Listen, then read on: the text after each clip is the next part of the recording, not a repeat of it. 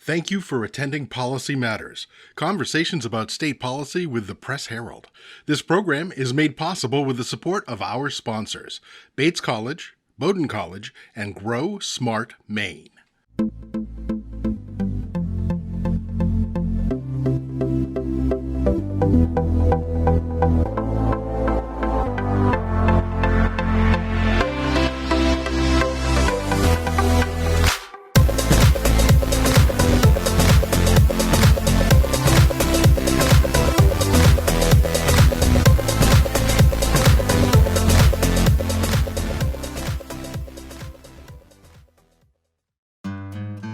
Grow Smart Maine works to give communities choices in how to respond to growth and change.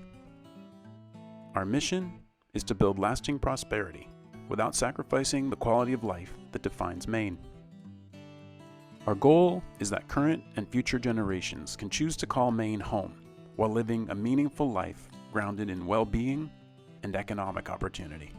Visit us at growsmartmaine.org to find out more.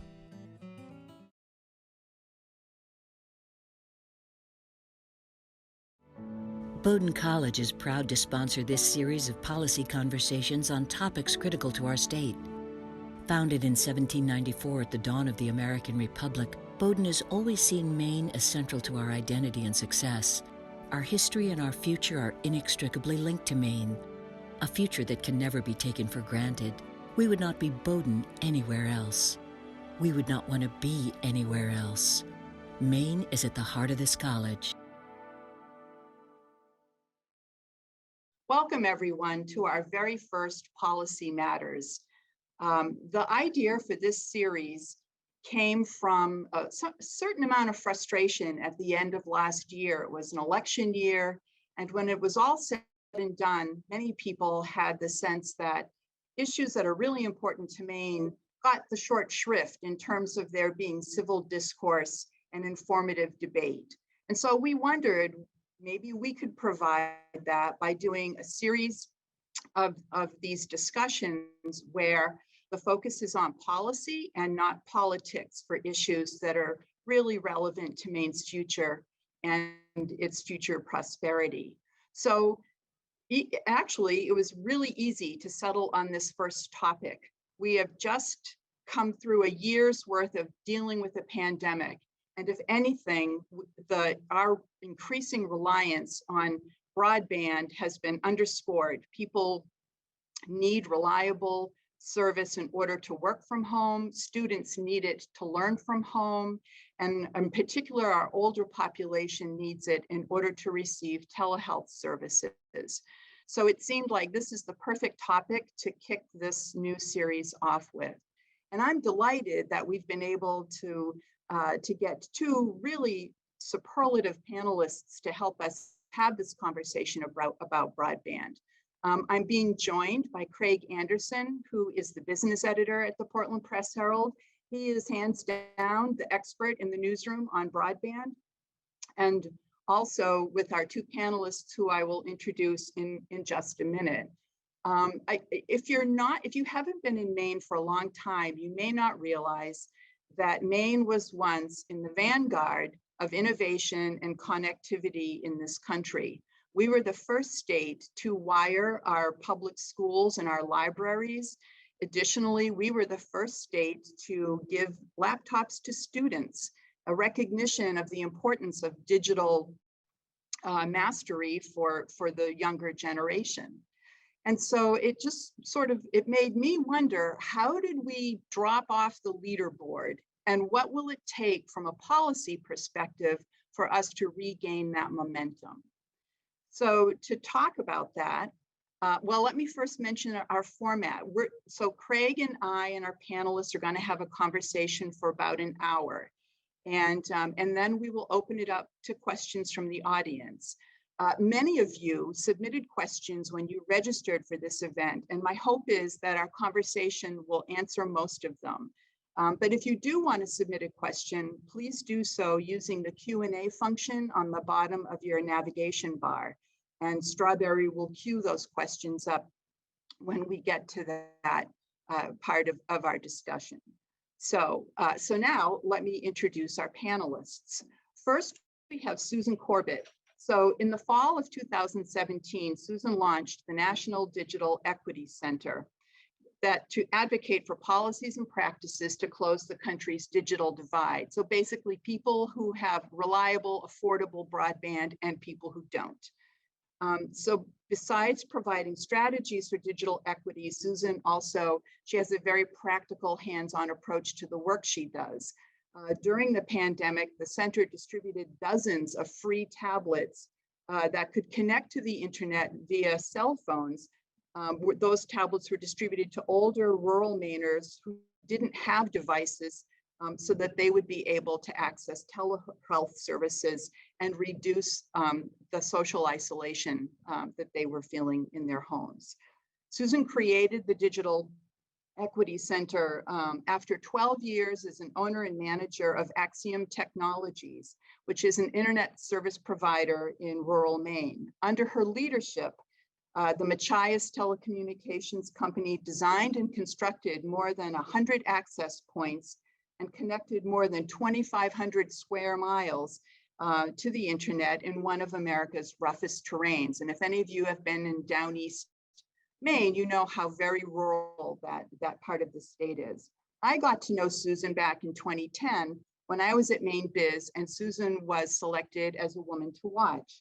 And one of my favorite stories about her is that she was trying to coax property owners to let her mount transmitters on anything that was tall, water towers, poles, trees, whatever, in order to extend the network. And she used her homemade crab rolls and iced tea as to help her powers of persuasion.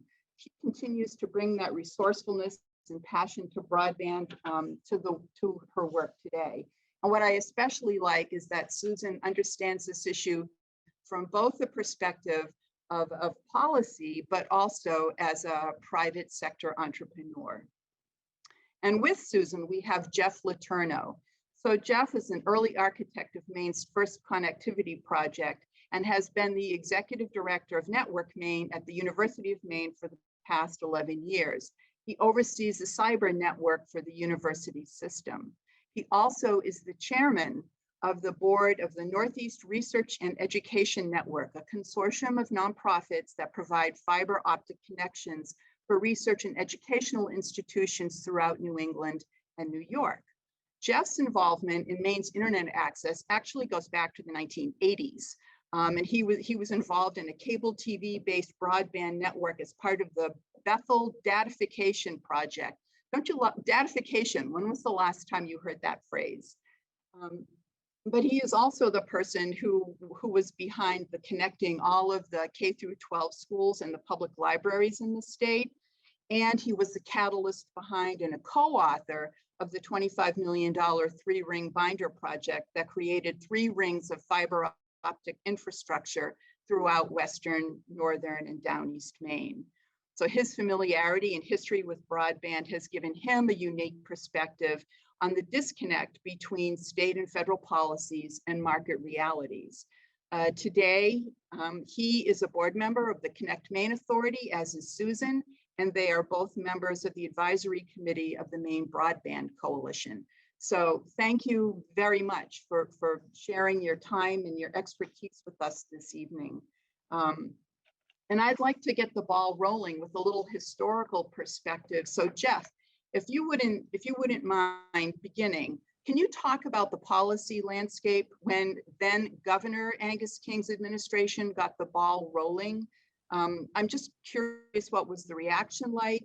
And if there were any policies that were created in that administration that have had staying power and been adopted and implemented in subsequent administrations. So if you could get the policy ball rolling for us, please. Sure. So in that time frame, there was a rate case against the incumbent telephone company. In that era, I think it was NYNEX at the time for a name. Because there was only one. One primary, yeah.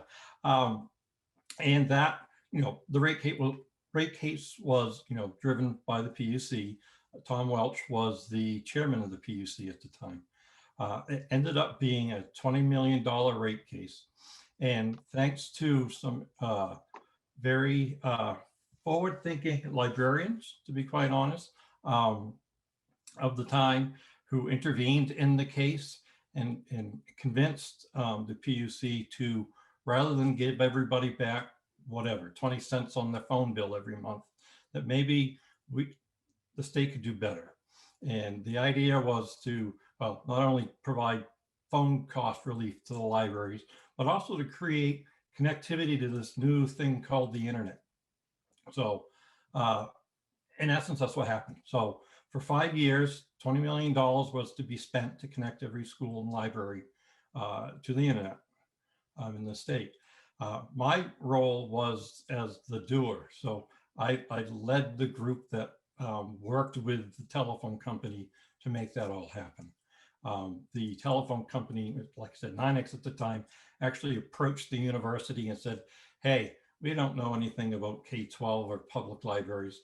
And the university had been connecting up schools, actually in Down East Maine and Susan's territory back in those days. So they knew we were involved. I said, could you subcontract with us, help us do this? Where now Senator King, then Governor King, really came into play with this. Obviously not only picking the right people to lead, like the Department of Education and being part of the PUC, but was with the laptop initiative, the one-to-one learning initiative. For those who were around in those days, that was controversial. It wasn't an easy thing to get through, despite the surpluses the state was receiving. So as part of that, as part of the negotiations back and forth, there was actually $8 million left in the fund, the rate case fund. From the 20 million? From the 20 million, yeah. Okay. And so those monies plus surplus monies is what funded the beginning of what's now known as the MLTI, the Maine Learning Technology Initiative. You could imagine those of us running networks at that network at the time being faced with doubling or tripling the number of devices that were going to run across it was exciting and challenging all at the same time. It was really some of that mindset, I guess, that affected policy of big thinking. We can do better on behalf of the people of Maine. Really drove things, and it wasn't just in state government. Back in those days, till the large incumbent telephone company, whatever name it had at the time, decisions were being made local, like at least in New England, if not in the state. So those investments that were needed could be made as long as there was a strong anchor tenant. And in most cases during those days, that was education, K through 20, that were investing large amounts of money in connectivity to deliver. In the old days, we call it, ITV, the university, the MSLN project, whatnot. So we had at the time more, I'll call them broadband switches. They weren't called broadband back in those days, but frame relay, ATM technology switches in Maine than existed in all the rest of New England. So there was a robust backbone, a robust network over which services could be provided. As consolidation, mergers, acquisitions, whatever have happened in the industry, that decision-making process has gotten farther and farther away from Maine and New England in general. So rather than being a focal point for those who are making the investment decisions, we're the least attractive place to put money, because quite frankly, you can make more money investing in much more densely populated areas. So for a period of time, for sure, when Verizon was trying to get rid of Northern New England, there were no investments being made. And since then it's getting better, but there was a time period that the resulting telephone company, Fairpoint, just wasn't in a position to do anything. It's all they could do to stay out of bankruptcy. So there were opportunities in there, I think, for the state to affect change. And you know, in hindsight, it's easy to say what was missed and what wasn't. But it was all, you know, as a result of a very rapidly changing market, both in technology and demands and usage. And it's a tough thing for policymakers to stay up with. And was that primarily because there were the changes within the private sector, the consolidation that you're speaking of happened at such a rate that the regulations or the policies that would have advanced network connections were always lagging behind that? Definitely that was part of it. Not recognizing that there's a market failure in rural America, that the notion that the market will drive the innovation and the investments.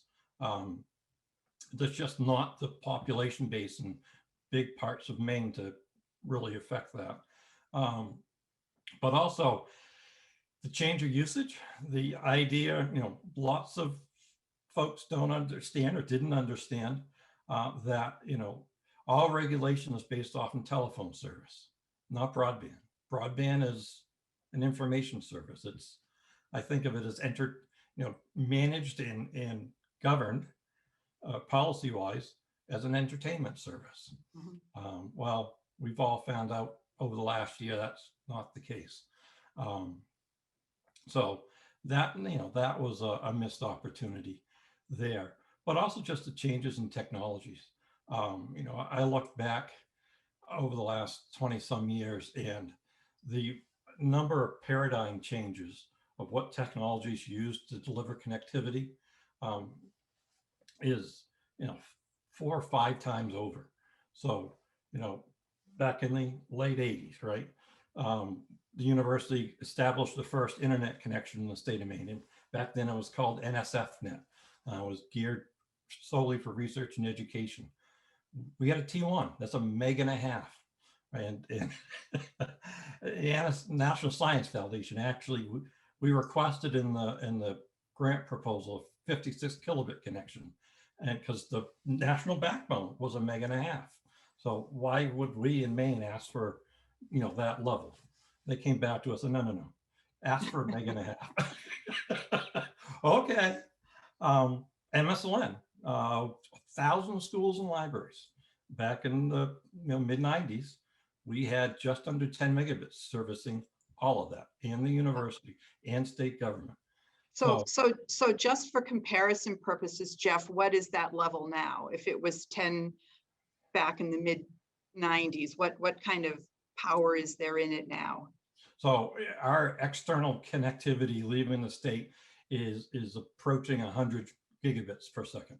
Wow. So that's a lot of zeros. 10 million times, I don't know, something to that effect. Wow. Yeah, it's night and day. And just by the change of applications, right? You know, we've gone from a textual based interface to this interactive video to, you know, everybody being on, not just a select few geeks and researchers. So yeah, it's a lot of changes. Great. Susan, you came to the state in 1998, right? What was the, and you were bringing a medical billing service from Massachusetts to your new home in Jonesport. So what was the landscape like for you as a, you know, as a businesswoman? Well, thanks, Carol. So, you know, 1998, I had a medical billing company. We supported a lot of physicians down in the Boston area, traveling all the way up through the coast of Maine. And, you know, everything was, we had it was all electronic, it was on computer. And then as time went on, those Boston docs said, you know, hey, we'd like to send everything to you electronically. And no worries, let's call the local telephone company. And I asked for an internet connection, and they pretty much laughed at me because that just wasn't going to happen. So I ended up, what Jeff referred to, that I ended up a fractional T1 at the office in Jonesport. It was $750 a month. And it was not a lot. It was, my dad was down in Boston with a cable connection, and he was paying about $50 a month, and he was 10 times faster than I was. So it was really, really quite the difference. Anyway, in 2005, there were some techs that had put the first DSL in Washington County, in Coultas and in Machias, and I pitched the idea of a wireless network, and then joined the company. And our first wireless access point was put in June of 2005. And from there, we went on to build about 100 access points. I can remember when the technical staff told me that they were so excited that they had all of our customers up to about a 5/2 connection, and we all celebrated. Mm-hmm. And that was what that was a gold standard way back when. We know today that those fixed wireless networks can't deliver the speed that we need to support all the operations that we all are doing every single day. When the pandemic hit, we knew, there were sort of three buckets of people that I was really concerned about. One was the school children who may or may not have a broadband connection, may or may not be able to, their family might not have been able to afford a connection, or there wasn't enough of a broadband connection to support everyone in the home that was online, either for work or school. Then there were the remote workers who were suddenly remote workers who may or may not have a broadband connection, may or may not be able to afford it, might not have equipment, might not have enough of a broadband connection. And then, of course, there were the older adults across the state that, isolation and loneliness is a real thing. And, then we have a pandemic and they're cut off from family, friends, and maybe have not been using technology and didn't know how to use it. So there were just lots of very, we realized how deep the digital divide was in the state when the pandemic hit. Mm-hmm. Very much so. So just to sort of close that loop on the historical aspect of things, how would you characterize the broadband initiatives during the Baldacci and LePage administrations? Were we still considered front runners on a national level when the NetworkMaine Authority was formed? I remember when I was researching background materials for this, I came across an interview in Wired magazine with then Governor Angus King, who was boasting that New Sweden, Maine had better internet access than Manhattan. So I'm just curious, can you just sort of characterize what the initiatives were and what sort of the policy stance was under those two administrations? Well, I think if we look at NetworkMaine, which formed in 2006 or 7, Maine was one of the first states to have a state broadband program. Mm-hmm. Now, when it started, there was one employee. There was a board like Jeff and I are on today. Even today, there are only 2 staff on the NetworkMaine Authority. Compared to other states, though, there are states that are just in the last year or two, or even now, are forming state broadband offices. So I think in that method, Maine was way ahead of the curve on it. What Maine didn't do is, when we look at how NetworkMaine is funded, we pay on a surcharge on landline telephones. And so in the early days, there was probably $1.789 million a year that could be invested in broadband across the state. As time has gone on, there are less and less landline telephones and more people just using cell phone only. And so that funding has gotten less and less. And rolling out broadband, we're down to the last mile, which is far more expensive than those early connections. What the state did not do under the past 2 administrations, they did not invest in broadband infrastructure. You can't, it was the consumers that were subsidizing the NetworkMaine Authority funds. When the bond passed in July, that is the first state funding since I've been around here in 2005 in the broadband world. Do you concur with that, Jeff? Yeah, absolutely. I think Governor Baldacci at the time had a good understanding of the value that the connectivity, both cellular and broadband, could bring to the state, and was frustrated by the fact that we didn't have it. And the authority was the first attempt to start to do something with, toward that. Unfortunately, it didn't have the mechanisms to be able to affect any kind of significant results of those policies. To give you an example, the first chairman of the NetworkMaine Authority was Verizon's chief lobbyist. And so having the incumbent telephone companies lobbyists lead the state's authority on broadband was probably a misstep. But it goes to the misunderstanding of what it was going to take to bring modern broadband throughout Maine. And is it fair to say that basically the policy was that the private sector would lead this? It was all on the backs of the private sector, and there wasn't really a role for the state at that time. Exactly right. It was still the mindset that the market was going to take care of things. Okay, so let's fast forward a few years, and there's an initiative called the Three Ring Binder Project, and that also, as I recall, got its start with some private companies that were trying to push in greater infrastructure throughout the state, where they're particularly in underserved areas.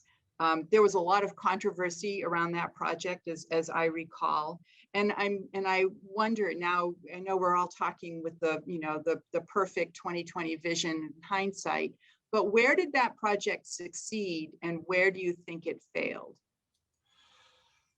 Let me talk to that for a bit. First, it wasn't private companies that drove that initiative. Okay. That was the university. We were in that time frame struggling greatly to get the level of connectivity we needed to our remote campuses. Remote meaning not on I-95. So Machias, Fort Kent, Presque Isle, Farmington. Yeah, there you go. Yeah, there it is. We had just couldn't get it, to be quite honest. We couldn't. It wasn't a lack of money on the university's part. The service was not available. The infrastructure didn't exist to be able to have those campuses function as higher education institutions. We had, previous to the BTOP era, Obama's transition team, building that stimulus package. We're working with the Jackson Laboratory down in Bar Harbor, along with some private carriers in the state, to build fiber networks. Jackson Lab couldn't get out of Bar Harbor, just like we couldn't get out of Fort Kent. So, Jeff, I remember there being a story that they were so frustrated at Jackson Lab, they would just load their data disks, or maybe they were tapes, and drive them to Boston because it was faster than trying to load it and transmit data over the lines then. Absolutely. I mean, Yeah.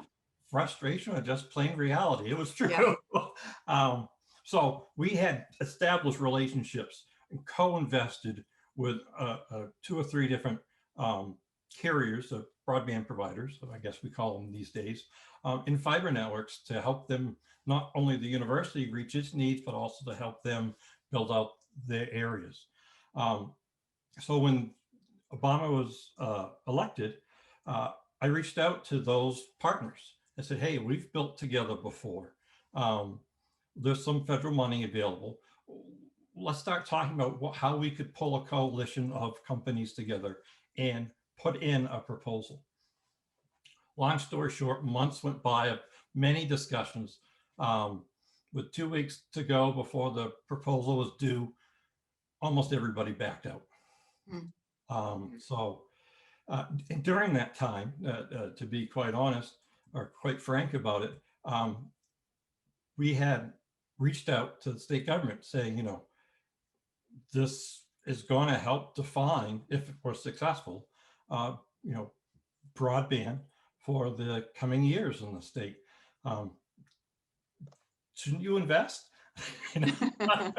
Please, because we had to come up with match. A 20% match was required. Phil Lindley, who was the NetworkMaine Authority chair, executive director at the time, was on board. He was as big a champion as anybody within state government. Could not convince his board to invest.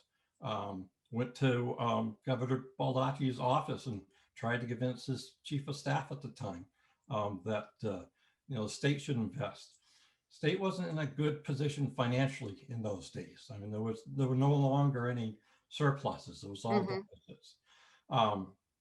So that didn't come about.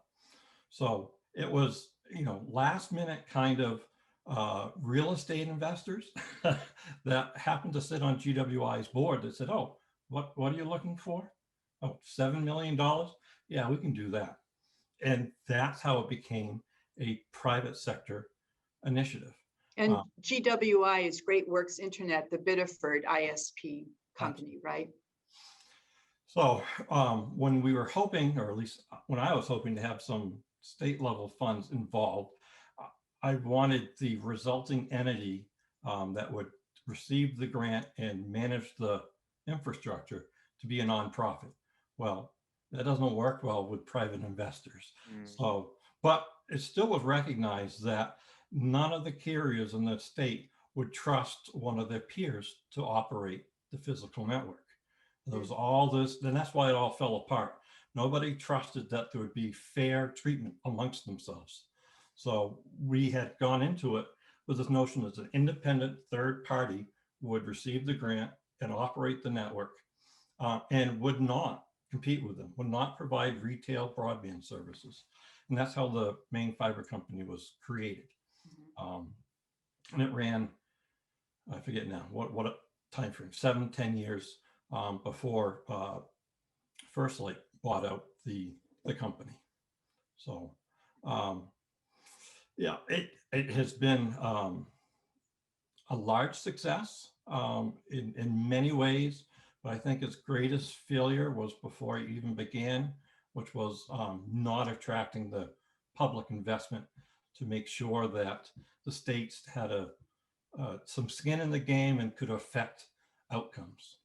So in retrospect, Jeff, is there are you thinking that you could have employed a different strategy or a different tactic that maybe would have gotten the state's, interest in supporting that? I've thought of that a lot over the years, trust me. Especially now that while First Light certainly is meeting all its obligations to the federal government and all that stuff, it is a company that competes with everybody else, every other broadband provider in the state. So it's not the same climate as there perhaps was before. That's a good question. I haven't come up with an answer to that in the dozen years since the proposal.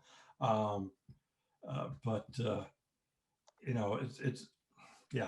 I just don't think there was the understanding in government, state government at the time of, even then, what this all would end up being. To be quite honest, I had legislators come back to me after all of this, because there was quite contentious when it was awarded, saying, we never thought you would pull it off. We didn't think you would ever win the grant.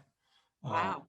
And it was actually one of the very two first awards announced by the Department of Commerce. So it's very, very well received. And, maybe, not knowing what we didn't know helped. Who knows, right? But it is a model that has been used across the country to varying successes. But by and large, the ones that have had public involvement, public investment, be that at a educational, higher educational level, university, or state government. Those have been the most successful. Interesting. Susan, what's your take on the 3-ring binder project?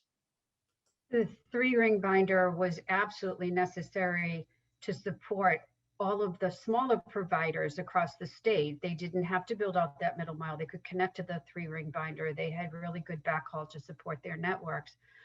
And Jeff is right. The state did not invest in that project, the 3-ring binder project. I don't know what it would have looked like if they had. But I think he's also correct. People didn't know what they didn't know. Right. I mean, right up until the pandemic, people didn't know what they didn't know. So, go back 10 or 15 years, and we were still trying to explain what broadband was. I mean, I can remember every year I would present before the state legislators, and every year explain why broadband was important and what it was going to mean to our economy and how important it was. And, I told the same story year after year after year. So some of it is just that we were at wrong place, wrong time, not enough people understanding it, not having the available funds for the state to sort of gamble at it and say, maybe we should just try this. Most other states were awarded funding for middle mile infrastructure, and many other states invested the match for that. So Maine was one of the only ones that did not. Wow, that's really astonishing when you think about it, because there was that initial embracing of internet access and the potential that it held. So to get to that point where the state wasn't investing in the infrastructure or in the financing is just a little set you back on your heels, I think. It's true. I presented to many town boards, selectmen in rural Maine, and there were selectmen who would say to me, "This is great. You're going to build broadband, but we don't think any of our people are going to use it." Wow. Right. And so we've come a very, very long way.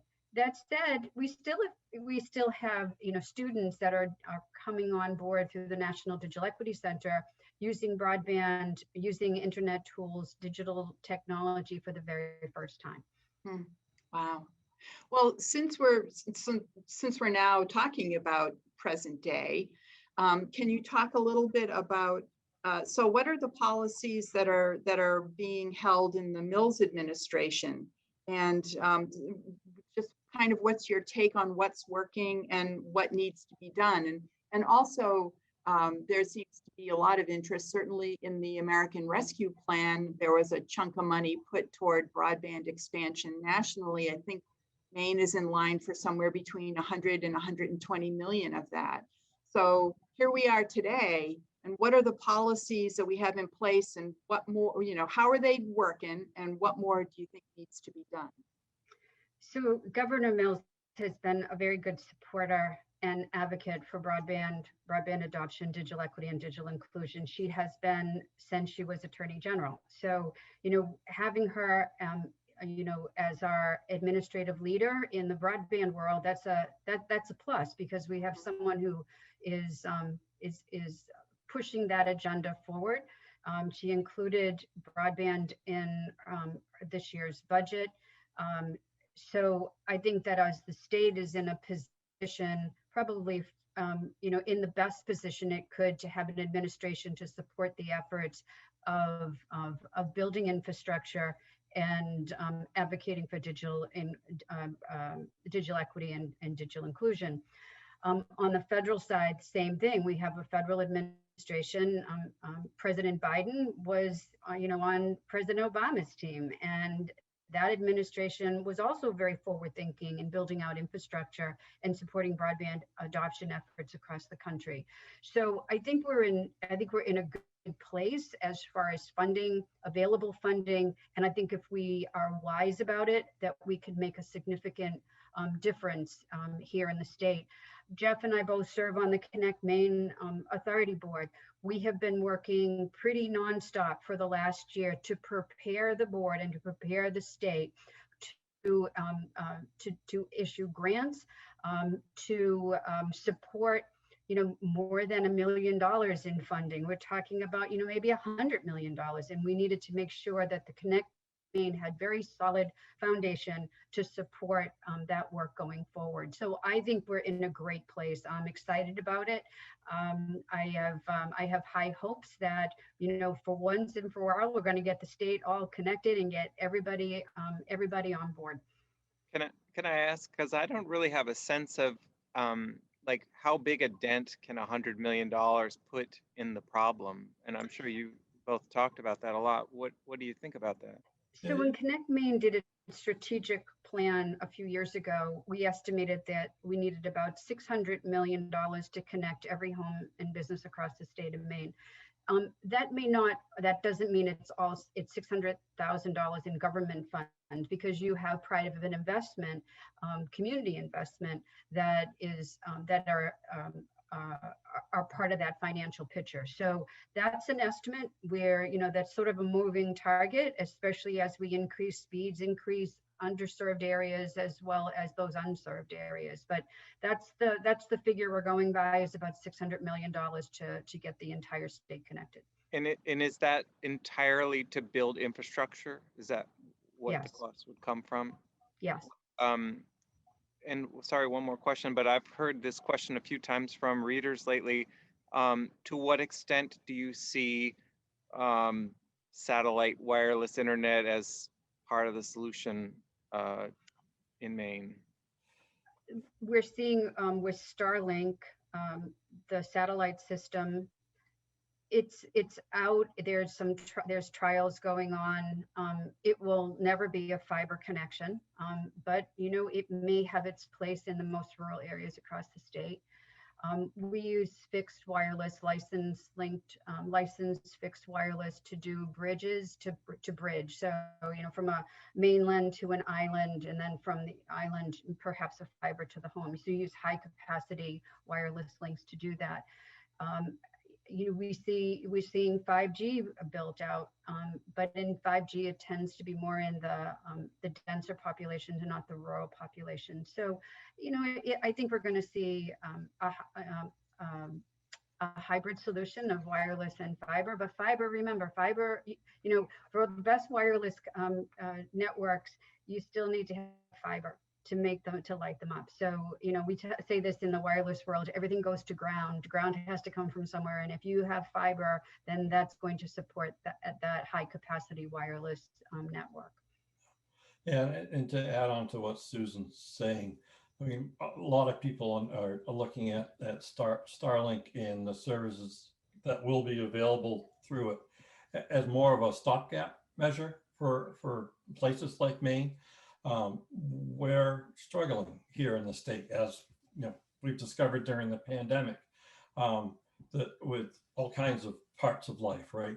Because we're all not at school, not at the doctor's office, we're having to do it remotely. You don't build broadband infrastructure overnight. This is going to take years, and people are frustrated today. So I see the potential for Starlink to fill that intermediate time frame, but I maintain for the state, any part of the state, to remain viable in a interactive society. If there's a power pole, there have to be fiber on it. Somebody made the big investments in the past, and someone's being the federal government. We should do the same today with broadband. Is there any thought to, in that interim period, because as you said, it could be years for people and probably will be years for some people, as an interim measure to use some of that money to provide like Starlink vouchers or subsidies for the individual customer or something like that? There's been discussions about how do we slow the bleeding, right?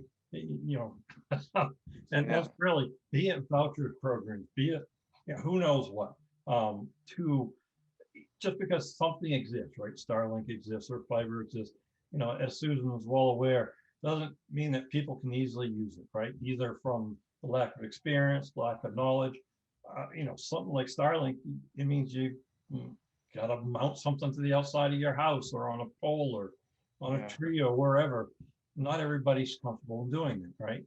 So you look into television services, the number of entities that stood up and said, hey, we'll offer that as a service. We'll install your direct TV dish or whatnot. Maybe that's, something that could be helped with. Who knows? But Susan's right. There is not going to be, a single tree in the forest that we can point to and say we're not going to do anything else until we get to that tree.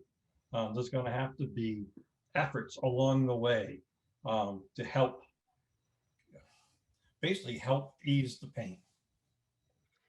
Oh, go ahead. Well, I was just going to say, when you look, Starlink is expensive, and to your point, vouchers, right? So I think that when we talk about broadband, we're usually talking about infrastructure, and digital inclusion means affordable broadband, affordable equipment, that digital literacy training, and public computer access. And so making sure that we don't leave people behind because they can't afford it. We have to have a solution for that, or any of those other digital inclusion components. So let me make sure I understand the math right now. Last summer, Governor Mills proposed a $30 million bond that would expand infrastructure.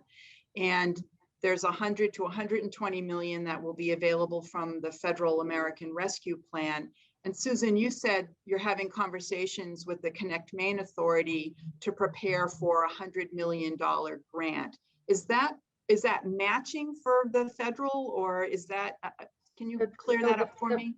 Yeah, the federal funds are going to flow through the NetworkMaine Authority. Oh, so it's the same $100 million pool you're talking about. Yes. Okay, so there's there could be between 130 and 150 million dollars coming to Maine from federal and state resources that have already been announced, and it's a $600 million program. So a $600 million problem. So that's. Yeah, I have opinions on that. It is as broadband is defined today, which is 25/3. Right. It's a $600 million problem. We all know, based on the past year, 25/3 is not broadband. So the problem is much bigger. We're understating what the problem is in the state of Maine by using 25/3 as a standard.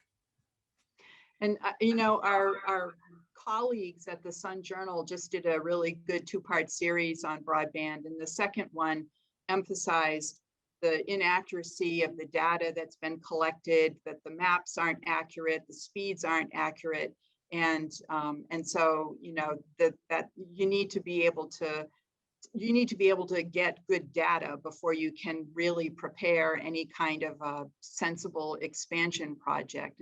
And I would just mention that we put a lot of resources together in advance of this. We have a background page that's connected to this event page. Jeff and Susan submitted materials. We've got a lot of historical aspects or white papers and position papers in there, and links to all of that, including the Sun Journal series and our own reporting on this issue. So I'm just wanted to put a plug in for that. So yeah, there's mapping to do, and there's a lot of work. Susan, let me ask you this. You said that your frustration, you've been speaking to selectmen and town councils around the state, and people were very sort of, well, yeah, I guess we could do it, but nobody here is going to use it. Why do we really need it? I wonder, have you had those conversations in the last 6 months or so? I mean, do you think? Not at all. Yeah. Okay. Yeah. So it took a pandemic for people to realize the importance of broadband in your everyday life. Yeah, and you know, and I think Jeff referenced it earlier. You know, I think that the state thought private sector would be able to take care of it, and it the private sector can only do so much. You know, I tell communities this all the time. You know, when a broadband provider won't you know extend that, you know, will cover every street and they leave 5 streets empty, or you know they stop at the end of a neighborhood. The broadband provider isn't, it's not because they don't like you. It has nothing to do with that, right? It has to do with return on investment. And so rural broadband is very expensive. You're not running that fiber out and there's only, you know, 5 or 10 homes in that mile. You know, you've got to make sure that when you're building that network, you can support that network moving forward, you know, going forward. You have to support the maintenance costs and all of that makes the company support it. So, you know, I rural broadband is a tough nut to crack, and where, you know, those homes that do not have broadband today, those are the hardest homes to reach. And so I think that's the focus, certainly on NetworkMaine, is to get to those unserved homes. You know, figuring out what the model is going to be for that, to deliver broadband. And so these are the discussions we're having all the time. And that's something we should really be clear about here. It's not an either or, right? It's not that the private sector is going to do it all. Government should not be doing it all, but there are complementary goals, right? Private sector there to make money, right? That's their job, increase value to shareholders. Some of them do it by providing broadband. Government goals are very different, right? You know, it's, you know, public good, it's healthcare, it's education, it's services, all those sort of things. Back, I don't know, God, I must have been about a decade ago, Blair Levin, who was working at the FCC, I think at the time, and was one of the chief authors of the federal government's broadband plan at the time, came up with the idea of trying to leverage higher education institutions and develop new business models for developing fiber broadband around the higher education institutions. And I participated in that. And we went out, had a big powwow in Chicago. Back in the days, you could actually get together as people. And the CEO of Charter was there. And I remember everybody getting up, you know, city leaders from Chicago, you know, national higher ed and federal government people talking about all these wonderments that broadband could bring.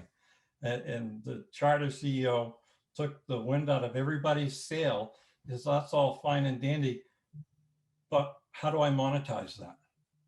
You know, that's what my shareholders want. Right.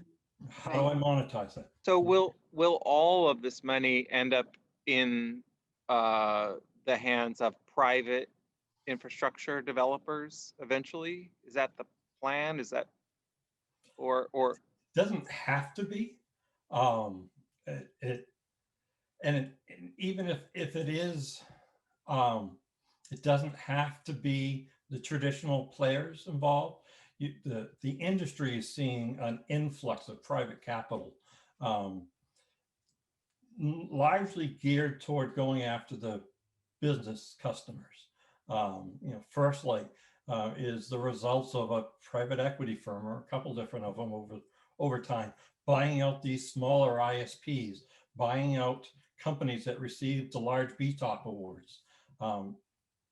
They obviously see that there's a return doable, but they're solely fixated on business services in higher density areas.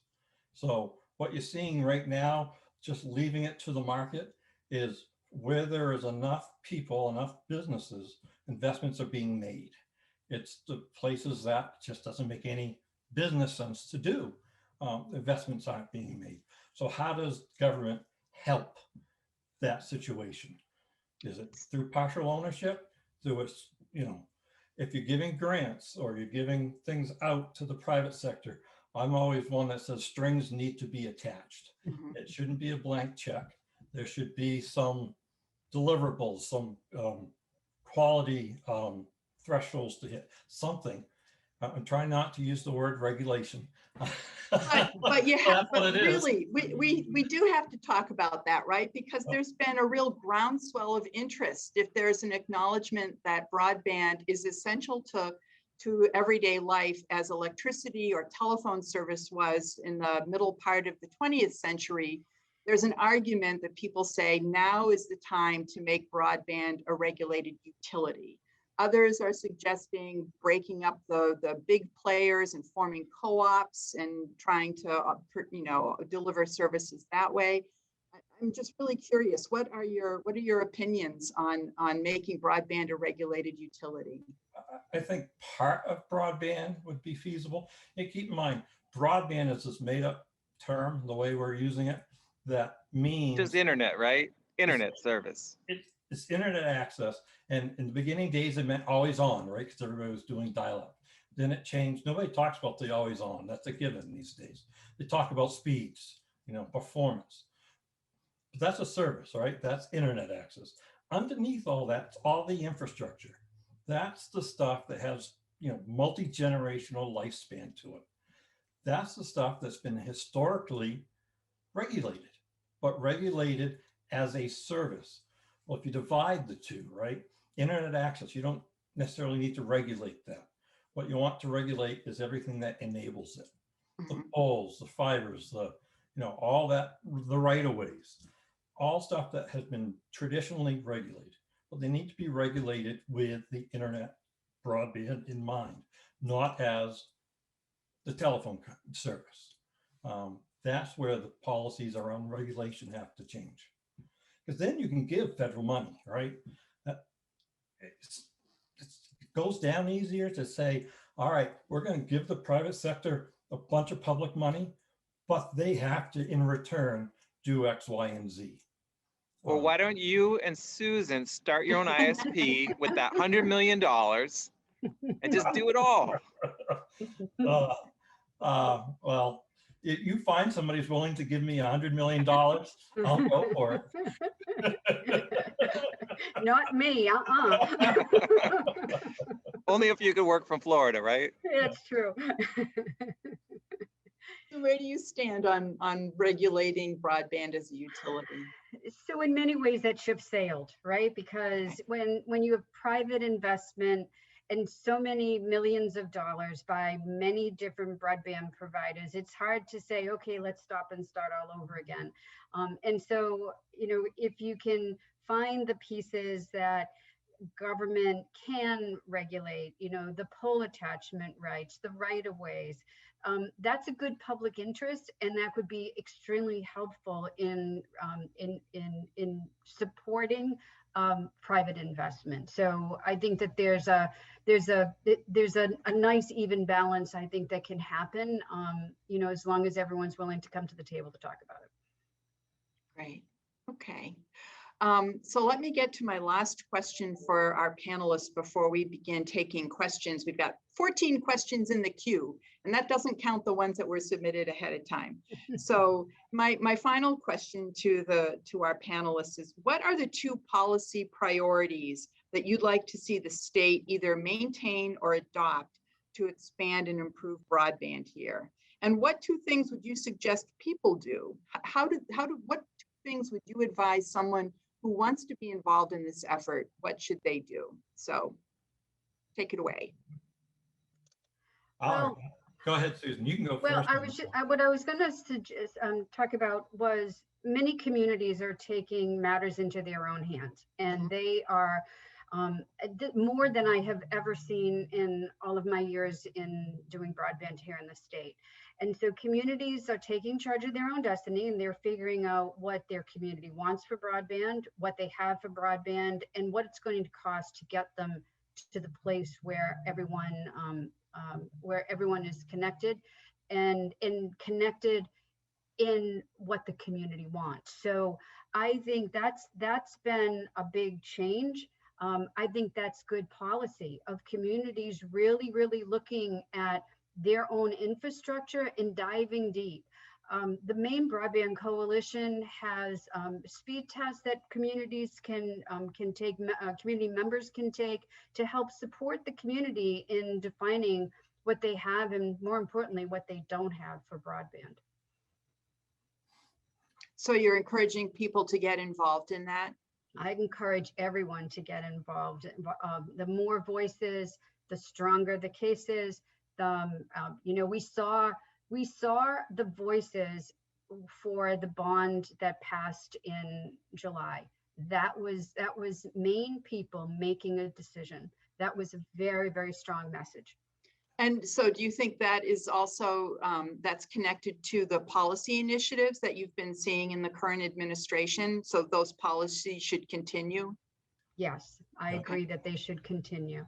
Okay. We should not stop until every home is connected across the state. Okay. And Jeff, what do you think? Yeah, I was going to agree with what Susan's saying. You know, the bond received a 75% approval rating or positive votes. That's staggering. My only disappointment was that it was 1% below the road infrastructure approval.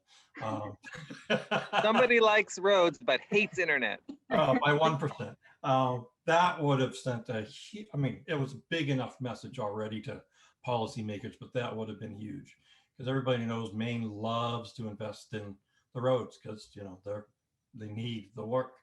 The recognition that this internet connectivity needs some work and that the government has a role in that. That's been refreshing in this administration and encouraging them to continue that mindset and be willing to think outside the box in many cases to partner with the private sector to get this done.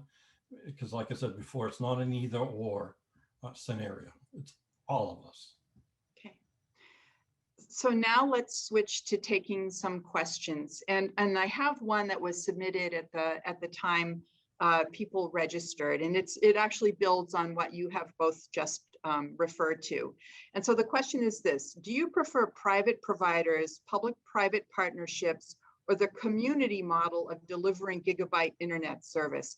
The Down East Broadband utility is a model that is up and running now. What are the advantages of that? The DBU in particular, I think is a great example because they were able to, one, get local people involved. They were able to make those local decisions to the level they were willing to take the risk, right? They're putting up funding. I think the municipalities are largely guaranteeing loans. They're not using taxpayer dollars to do it. That's a big step. But the key part there for me in looking at that is they, unlike the NetworkMaine Authority, they, because it was a local decision, chose to do all of Coultas and Baileyville, the densely populated areas and the rural areas. Mm-hmm. It's the densely populated areas that are going to give them the revenue to be able to service the rural areas and pay back those loans. The NetworkMaine Authority we can only deal, the public sector can only deal with the unserved, the parts that will never turn a profit. Right. So there's no mechanism today with the way things are structured for the state to make investments that they could then generate revenue off from to make further investments. They can only, at the moment, put out funds to help cover the areas the private sector would leave behind otherwise. And you So have it to sounds do like- that. Oh, I'm sorry. I would No, just go ahead. to clarify, and you have to do that by essentially subsidizing their efforts to expand into those unserved areas, or no? Most of the grants that have gone out through the NetworkMaine Authority haven't been the expansion of current infrastructure. It is often a new player coming into the marketplace who looks at the rural areas and say, you know, my cost models are different than the big incumbents. So I'm going to be able to make a profit by servicing these areas if I get a hand up with some public dollars. That's been a large part of the model. Yes, the NetworkMaine Authority has given funds to various incumbent providers to do what you just described, expand or modernize, but those aren't the prevalent examples. With this grant round that we just released for roughly half the $15 million bonds, we created a second track to allow for, I think we call them provider extension grants, to fill those little pockets where, you know, big part of the community, usually the center part of the village of a community is well served or served, but there's individual roads or neighborhoods that aren't covered. We have a whole, like I said, a whole track, a whole train where those incumbent providers, telephone, cable, whoever they are, can request funds to build out those roads that were left behind.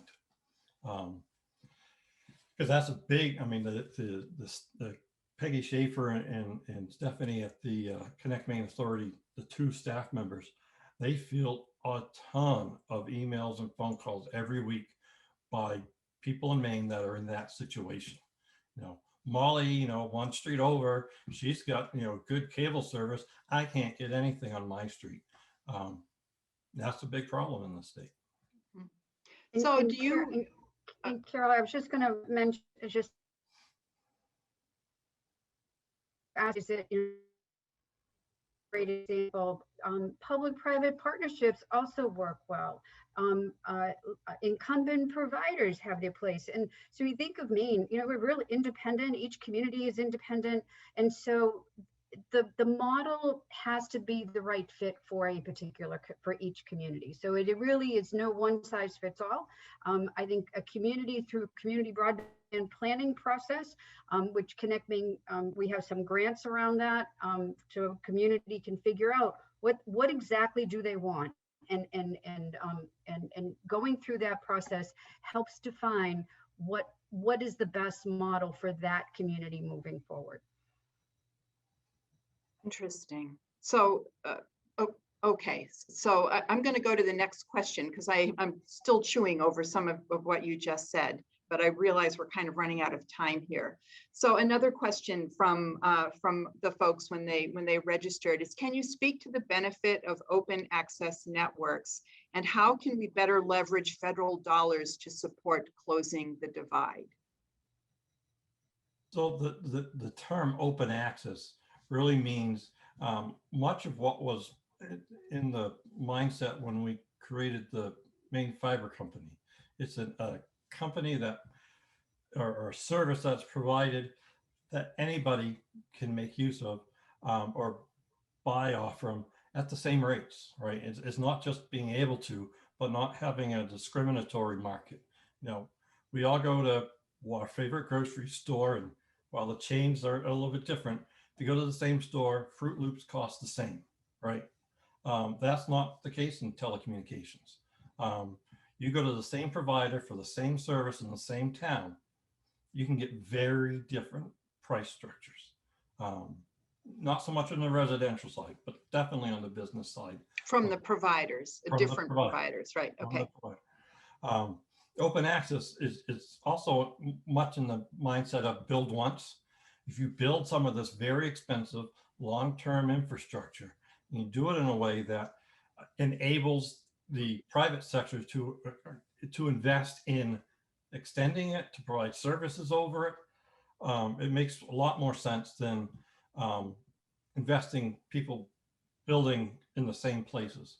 I mean, you look at any of the Portland, Bangor, or whatever, and you look at some of the main streets, and once you start doing this, you can't stop. So I warn you, count the number of cables on the poles, right? In rural Maine, you're going to have power on the top, you're going to have telephone on the bottom, and that's about it. But in the populated areas, it's not uncommon to see a half a dozen cables on the poles. Those are all different telecommunication companies investing in building along that same roadway. And what about the question about better using federal money? Right now, the feds don't require anything when they give out funds. And I'm thinking specifically the FCC. You think of Okay. CAF2, you think of the current RDOF, the service providers who got those funds aren't required to actually deliver service. They're not required to sign anybody up. They don't have to prove that they've done anything. Wow. By and large, all right. They're largely, it's like, we will commit to doing this, and they'll receive the funds, and they'll do annual reports and all that sort of stuff. But there's no requirement to say you need to go out and do digital literacy. You don't need to go out and market this service, because that's not how the programs are set up. I think that's a big flaw in the current policy. Wow. Do you have thoughts on that, Susan? Well, I think every infrastructure project needs to have a digital equity and digital inclusion plan. Mhm. If you look at it, infrastructure is the how. How are we going to build the network out? And digital inclusion and digital equity is the why. Why is this important? And that includes things like distance learning, telehealth, remote working, all of the skills needed to do that, all of the making sure that broadband's affordable and that equipment is affordable. So, I think you have to put the two should be running side by side. At NetworkMaine, we've made some of those changes that infrastructure should be talking about digital equity at the same time. Wow, that's great. That's great. Okay, so let's take some questions from the audience. Strawberry, can you queue up the first, please? Yes, we have a lot of good ones in here. How can rural communities get grants and encourage ISPs to build out broadband in our communities? Well, the first thing is that they should form a broadband committee. It should be a good cross-representation of their community members. They need to be prepared to work hard. Even with a grant from, NetworkMaine has community broadband planning grants, Maine Community Foundation has some funding to do that type of work. And very often the community will hire a consultant to help them, but that doesn't let the community members off the hook of doing the really hard work. So I say for any community, find a team that's really willing to dig deep, and the rest of it will follow.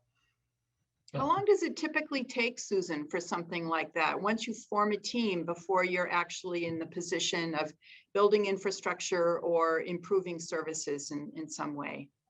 So a good community broadband plan can take anywhere from 4 to 6 months. Sometimes it gets stretched out further, depending, again, on the amount of time available for the team.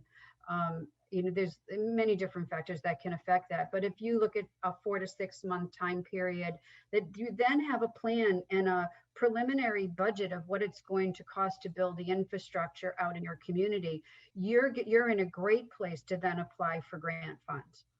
Great, great. Having a story pulled together with local buy-in is key to any of these grants. I don't want to make it sound any easier, but at least when communities get together and start talking about whether this is something they need to do, it's now a little bit easier to get across why broadband is important compared to even a year ago or 2 years ago. Susan's already described the challenges she's had from time to time with that. So yeah, there's a rule of thumb. How accurate it is or not, I don't know. But once you go through all of that, you've done the community, outreach, you got the buy-in, you've got the grant, you've got money, you're ready to go. The rule of thumb, it doesn't matter whether you're building 2 miles or 200 miles. It's going to take close to 2 years before you're providing services over it. And do you need someone on the board or the team that has technical expertise in this area? No. You do not? No. That's good. You're eventually going to need to get into, design work and all that kind of stuff. But the foundation really is, what is it you're trying to accomplish, right? Where is it that you're trying to serve? Then that's where the public-private partnerships really come into play. There's multiple private sector entities in the state that are willing to work with communities and help provide that technical expertise. I don't know of a selectman or a town manager or whatnot that wants to get into the broadband business. That's not their goal. Yeah, and with the NetworkMaine community broadband plans, there are phase 1 and phase 2. And phase 1 is really the community members working together, perhaps doing surveys to all their community members, meeting with some of the providers to find out, what if the provider has plans to build out network. Phase 2, after phase 1 is completed, and they feel that they want to move forward to phase 2, which is designing a system and a budget to perhaps apply for grants or bonds on the local level. Then they may need that expert assistance to help them with forming that budget based on the design of the network. Great, thank you. How about another question, Strawberry? We actually have a good follow-up question to that. If it takes us too long to get our story together, do we risk missing the grant boat? Yes, you will. No. It's amazing the amount of anxiety that's going on right now across the state, because so many people see this $15 million bond issue, the one and only opportunity to receive public funds for broadband. I would say it would be a major policy failure if that ended up being the case. The key is if you're not ready, you don't have your community together, as individuals, at the very least, make sure you make your voices heard. Go to your local representatives, make sure that people understand where, because my fear in all of this, the NetworkMaine Authority is dealing with the front of the curve, right? We got those who are willing and able and want to put in this effort. We're going to run out of those people. It takes a certain special person to do that kind of championing. What do we do when those run out? There's going to be big swaths of the state that don't have those kind of people. We can't be dependent solely on that. So funding will need to continue to come through. And even if you live in a community where you can't get your select men or women engaged and involved, at the very least, make your voices heard. And just to clarify, so you may not be ready for this round, but there will be other rounds. So, don't feel that you're being left behind, but if you're not ready, you should not be submitting. And wait until you have your story, your budget, you really know how you want to move your community forward before you apply for those grant funds. Good. Get your act together Yep. first. Yeah. How about another question, Strawberry? What are the panelists' thoughts about municipally owned co-ops for rural areas like in Washington County? It'd be great. There's no one model. And if you can get it's actually, it's harder to herd the cats when you have multiple municipalities, right? But it's much more cost effective. It's much more efficient to do a larger area. So if you can do that and bring multiple communities together and create a broadband utility, that's the best way to go. My additional counsel on that, though, is that each community still needs to have its own broadband team, because they have to look out for what's in the best interest of their community and make sure that everyone is all on the same page. So you shouldn't rely on one other community to make the decision for your community. So broadband teams are important. Local broadband teams are important, whether it's just a local project or it is a multi-town project. We actually have a follow-up by that same attendee. Spectrum is about to have talks with our town office, but is it better to go with municipally owned? I think it goes back to, has a community broadband plan been done so that you can look at all of the options before you make a decision? Yeah. My non-expert opinion is that yes, community broadband is better than Spectrum. I'll say it because they're not gonna screw around with you on the price, right? You call Spectrum, you want to know what your internet's gonna cost. They won't tell you. They won't tell you on the internet. They won't tell you on the phone. All you can do is complain, and then they'll say, "Well, let me talk to my manager." It's like buying a used car in the old days. Municipal broadband does not do that. Maine is a very, like probably most states, but Maine certainly is a very much local control state. We want to be in charge of our own destinies. You're not going to get that by having a out-of-state large national corporation come in and do your little community. But it takes a huge investment to do that. But that said,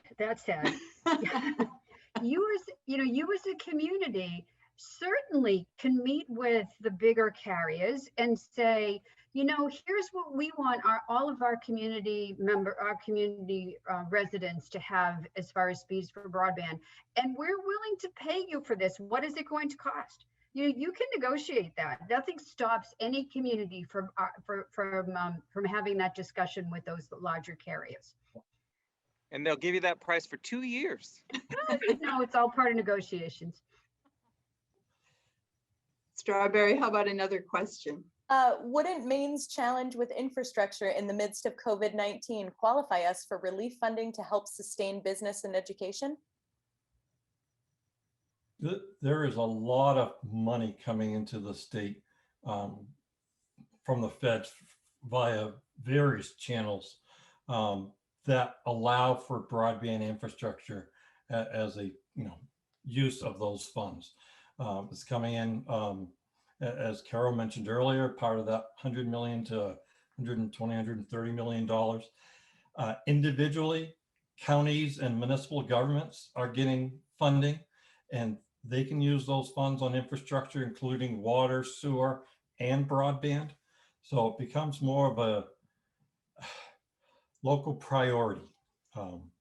And I want to point out that if you spend any time in Vermont and go up and down their highway system, there's many rest areas that say, no facilities available, free Wi-Fi. So in Vermont, you know what the priorities are. Perhaps that's the same in Maine. How about another question, Strawberry? So regarding funding like that, how will funding be prioritized? Dense areas and MDUs are easier for the incumbents to build into. The rural areas have a much lower return on capital and are typically deprioritized by carriers. Remote learning is impacted by this gap as well. How do we solve with grants without perpetuating the same disparity? That's for you, Susan. Yeah, so we had funding that came through the CARES Act funding to the Department of Education. We had about $5 or $6 million that built out broadband to areas that had a high number of students. So that was, just this one little pot of. Uh-oh. Very quick. Come back. Oh. She's frozen up. I'm afraid so. Oh, she's back. She's back. I'm back. Sorry about that. Sorry about that. Anyway, we the Connect Maine Authority managed the $5 or so million for students and to get connected. In the grant applications, we ask about these. We ask those type of questions. Is it how many students? Is it there's some demographic questions around it. What's really important is to determine exactly what the community has for broadband speed. So taking that speed test, and I think Andrew might have put up the link for speed testing. Doing those speed tests is really important for a community to figure out, or an individual to figure out what exactly they have for broadband speeds. And don't fall into the mistake of thinking urban areas are all set and it's just a rural problem. That's not the case. There's many MDUs is what brought it to mind to me. There's a large amount of churn that goes on in these rental spaces. That is a challenge for service providers. And there's, as with any urban metropolitan or whatever area, there's a large number of low-income people that, while it might be on the road, the broadband might be available on the road, they can't afford to get to it. And sometimes those providers aren't making the investments into those neighborhoods because of that. We're also seeing some funding come down for the affordability issue. So if you have a school child, there is funding, and you meet the income eligibility, you can get up to $50 discount on broadband every month. Under the emergency rental assistance program, there's some funding in there for broadband. On the National Digital Equity Center site, as those programs become available, we'll put them up under the affordability piece, and I'm sure ConnectMaine will do the same. And let me throw a plug in here, because when we talk about education, everybody goes to K-12, but some of the subsidies that Susan's mentioning, if you're a college student or a college student who's received a Pell Grant, you also qualify for that subsidy. Oh, that's great. I didn't know that. Absolutely. Great. Okay. I'm going to ask Strawberry to queue up the last question, but I would like everyone to know that I asked Jeff and Susan if they might be available for a postscript session, because I was anticipating we would get more questions and we could answer with the time allotted tonight. So if you're one of the people in the queue and we didn't get to your question, please go ahead and submit it anyway, and we will try to reconvene at a later date and really just go through the questions.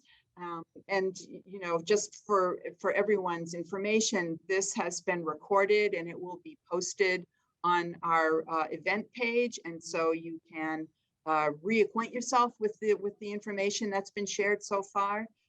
And if we don't get to your question, we'll try to get to it in round 2. So that said, Strawberry, what will be our last question of the evening? All right, communities like Islesboro and Baileyville and Coultas have been successful in building municipal broadband for all households. What have been the keys to their success, and do you encourage other communities to try the same? They had great advocates. Their community leaders really focused on getting the job done, and that is the reason for their success. They did a fabulous job of advocating, talking to community members, getting their entire communities on board to support those efforts. It took a lot of hard work, and they are to be commended for bringing their communities along as well as they did. And Susan's absolutely right. That was the key, because they're two very different business models. Islesboro is what's much more a taxpayer base. They're only paying whatever it is, I think $30 a month for gigabit level service, but that's because they're funding the initial outlay of capital costs through taxes.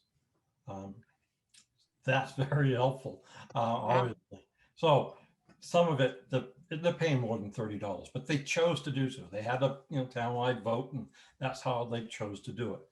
Like I said earlier, Baileyville, Coultas, and Down East Broadband Utility, they just had the communities guarantee the loans, but because they have the concentration of population in Coultas and part of Baileyville, they're able to make a business model work there without taxes. Wow, so interesting that there's such a wide variety of ways that people are attacking this problem and communities are attacking it. That's really interesting. So let me say, sort of in conclusion, that broadband is having a moment. And in addition to what we discussed tonight and what we may be able to do with our follow-up session, I wanted to let everyone know that the Maine Broadband Coalition is meeting with its legislative caucus tomorrow. Yesterday, it held a webinar on funding sources for broadband projects. And so that is a great resource for people who want to get involved. They have a lot of very terrific information on their website. Also, GrowSmart, which is the smart growth organization here, GrowSmart Maine, is going to have a webinar next week on March 30th, and they're going to look at how do you manage sustainable growth while accommodating demand for internet access. So I would encourage people who are interested in those topics to check that out as well. And I think, Strawberry, do we have those links that we can put up on the bottom of the Zoom navigation bar? I did just pop them in the chat. Okay, good, perfect. And then also the Maine State Chamber of Commerce is in the middle of a 4-part series on broadband, and they are calling it Bringing Maine Up to Speed. The first 2 webinars were focused on Washington and what's going on with federal funding and policies. And their next session, which I believe is April 6th, is going to look at broadband expansion from a regional perspective, and in particular looking at what Vermont and Massachusetts are doing and are there lessons that we can learn from there. So a lot of people, a lot of organizations are addressing this. The Press Herald, of course, will continue to bring you insightful coverage of this issue. We will continue to post stories on the Policy Matters landing page to continue coverage, so you can remain or continue to become informed about this topic. It's also where we will post our future topics for Policy Matters. And that said, now let me thank everyone. So thank you to the audience for your questions and for your engagement with this issue.